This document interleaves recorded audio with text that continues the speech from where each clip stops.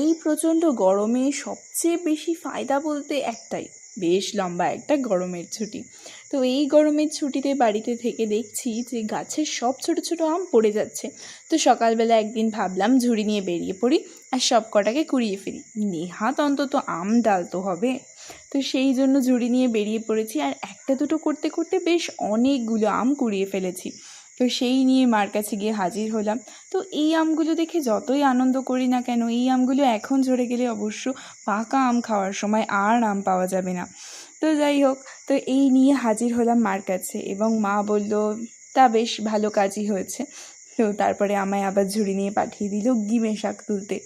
নেই নেই করেও আমাদের বাড়ি মার লাগানো গাছগুলোয় অনেক রকম সবজিপাতি হয়, আর সেইগুলো দিয়ে এক আধ দিন কিন্তু ভালোই রান্না হয়ে যায়। তো এইগুলো তো বাড়ির জিনিস হিসেবে আমরা আরও যত্ন করে খাই। আর এর মধ্যে শুধু বাড়ির জিনিস বলেই না, মায়ের ভালোবাসাটাও লুকিয়ে থাকে।